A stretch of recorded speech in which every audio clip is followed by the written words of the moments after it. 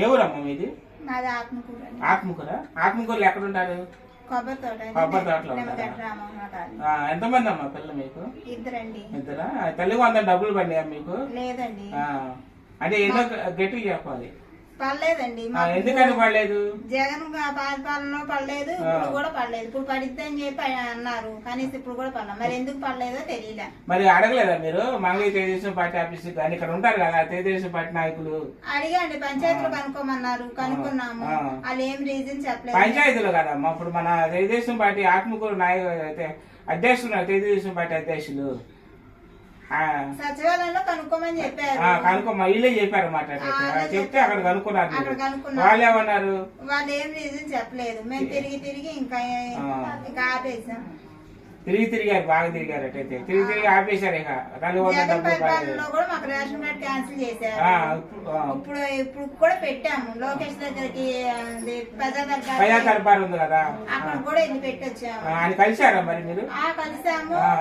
అక్కడ పిటిషన్ పెట్టాము, కాగితాలు ఇచ్చాము. మరి ఎంత చేసినా కూడా మరి మీకు తల్లి వందల డబ్బులు పడకపోవడం ఏంటి? మళ్ళీ ఇక్కడ పంచాయతీలో పెట్టమనంటే అక్కడ పెట్టాము. మాకు ఇంట్లో రేషన్ కార్డు కూడా రాలేదు. లేని వాళ్ళకి మరి ఇవ్వాలి కదా, కంపల్సరీ ఇవ్వాలి కదా. చాలా మంది కూడా మాకు తల్లి వందల డబ్బులు పడి రేషన్ కార్డు లేదు, తల్లి వందల డబ్బులు పడలేదు. మరి మీ లేని వాళ్ళకి అట్లాంటి ఇవ్వాలి కదా. మరి లేని వాళ్ళకే కదా మీ పుస్తకాలు ఇచ్చేది. ఏం లేదు అటే కూడా పోయిన పరిపాలన 4 సంవత్సరాలు ఆపేశారు. లాస్ట్ ఎట్లా వచ్చినాయి. ఇప్పుడు ఎలాగో మాకు గవర్నమెంట్ నుంచి వస్తున్న ఆదాయం ఏంటంటే ఆ పింఛన్ ఒకటి. పింఛన్ ఒకటే. ఏమవుతారు మీకు? మా అత్తగారు. మీ అత్తగారు. అమ్మ మీ పింఛన్ డబ్బులు వస్తున్నాయా? నెల వేస్తున్నారా? అంటే ఇప్పుడు 4000 వస్తున్నాయి కదా. ఇప్పుడు ఎట్లా ఉంది? 4000 మీకు బాగానే ఉంది కదా. మరి పెంచారు కాబట్టి వస్తాయి, వస్తాయి బాగానే ఉంది. కాకపోతే మీకు కోళ్ళ గారికి తల్లి వందల డబ్బులు రేషన్ కార్డు లేదు, ఏమి లేదు. గవర్నమెంట్ తరఫున రూపాయి లేదు అసలు.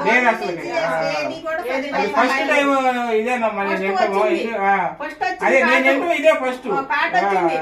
తర్వాత జగన్ పరిపాలన వచ్చినాక తీసేసారు. మళ్ళీ ప్రభుత్వం వచ్చినాక పెట్టుకున్నా కానీ మరి వస్తుందిలే అని చెబుతున్నారు కానీ అసలు ఇట్లా ఎన్నిసార్లు ఎక్కడికి వెళ్ళమంటే అక్కడికి వెళ్ళారు.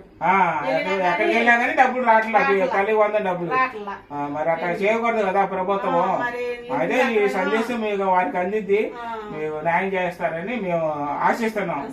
సరేనమ్మా.